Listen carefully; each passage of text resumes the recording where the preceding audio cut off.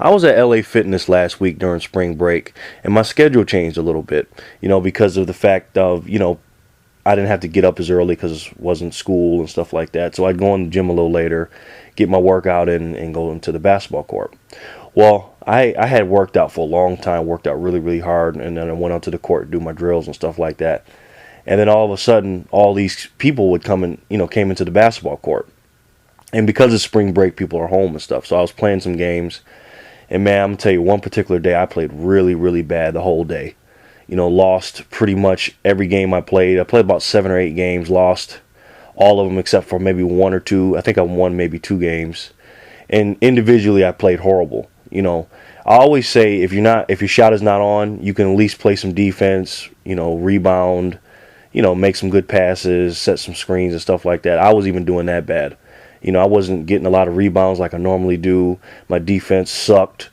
I was just lost out there, man. And I had a terrible game physically and mentally. I was just tired, and my age kind of showed a little bit because these guys were young and fast and, a lot more athletic and in a lot better shape than I was. And I had a terrible game.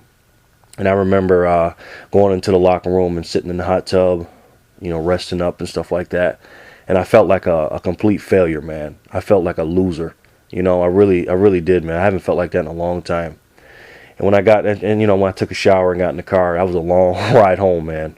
And I got a little bit down on myself. I did. I got to be honest with you. And I was just like, Jerry, why are you doing this, man? You're 38 years old. You're out here trying to play basketball. Because I work hard on my game, lately. I've been working real hard. And you did all that work for nothing. And I was saying that to myself.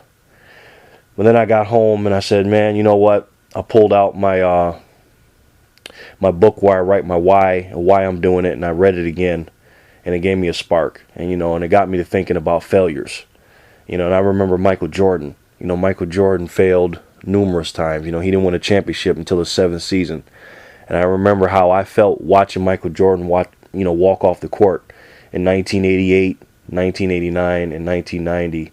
When he lost to the same team, the Detroit Pistons, 3 years in a row. And that hurt for me because that guy was everything for me. And every single year for those 3 years, man, I was just hurting watching my favorite player, Michael Jordan, lose to the same team. He gave it his all and he lost. And then he finally got it done by beating the Pistons in 1991 and eventually going on to beat the Lakers for the championship. And he turned failures into into success. And, the same thing with Kobe Bryant. Kobe Bryant, his rookie year, he was an 18-year-old kid.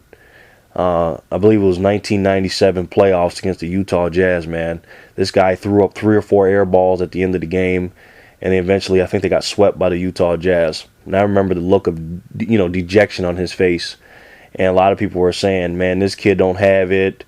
He came out of school too early. He should have went to college. He's not ready for the pros. I don't know why he kept shooting. And to me, it showed that he had a lot of courage, and he wasn't afraid to fail. And I remember Shaq putting his arm around him and whispering in his ear, and then telling him it was going to be okay. And eventually, obviously, Kobe Bryant turned that around and won some championships. And LeBron James too. LeBron James failed in 2011 NBA Finals.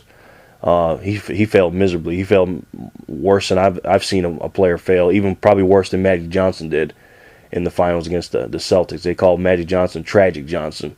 And I've never seen a superstar fail like that. But then I've never seen a superstar turn around and have a finals like that the next year after that. He turned a failure into success. And, that's what I want to talk to you guys about today. I got down on myself real bad, and I was down on myself, and I was reading my whys and stuff like that. And it gave me a spark of energy. So what I did the very next morning, I got up and I worked hard, and I went to another gym. There's 2 LA Fitness, and I went to another one, and I worked in my game and stuff like that. And a couple of days later, I came back to the other gym where I lost those games, and I played better. I mentally played better. I'm not saying I played great or nothing like that because I'm still a work in progress. But mentally, my game was on. I was making my layups, setting good screens, playing good defense, and mentally I was there. I had a good mental game. And I probably won 6 out of 8 games or something like that. And to me, that was a success.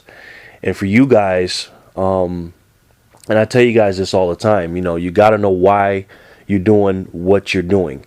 Whatever it is that you're doing, and you have a failure or some kind of setback. I've told you this before. A setback is nothing but a setup for a comeback. A failure is only a failure if you accept it as a failure. You got to use your failures to succeed. Every great person, I don't care who they are, they have failed their way to success, and you can do the same thing. Don't ever let a small setback or failure or whatever you want to call it stop you from doing what it is that you need or want to do. And you got to remember why you're doing it.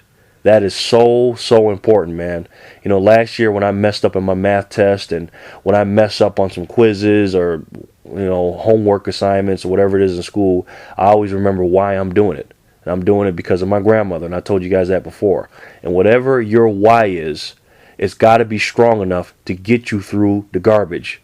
Because that pot of gold at the end of the rainbow, whatever it is that you want, you're going to go through a lot of garbage to get there, man. A lot of it. But are you willing to keep doing it? I remember Dwayne Wade had an ad campaign. He said something to the effect of, every time you fall down, it's not how many times you fall down, it's how many times you get up, or something like that. And that's true. If you get knocked down and you can look up, you can get up. And you guys can do it. But you got to know why you're doing it. All right? Everything in life that happens to you, to me, in my opinion, happens to you for a reason. There are so many people that are successful that have gone through so many more failures than you could ever imagine. So when you see Oprah Winfrey, Bill Gates, Michael Jordan, all these great people, Barack Obama, all these great people that have been successful in their life, the little small failures or setbacks that you think that you've gone through is nothing compared to what these people have gone through. So remember, guys, set a goal. If you accomplish that goal, you're a success. If you fail, it's only a failure if you accept it to be a failure. And do not let a setback become a failure and stop you from doing what you need and want to do. Okay? Thanks, guys. Take care of yourselves. I'll talk to you soon. And don't forget, if you can believe it, you can do it. Thanks for watching. You guys know I appreciate it. And remember, folks, always treat people how you want to be treated, and everything will be okay. This is NBA Jerry, and I'll talk to you soon. Peace.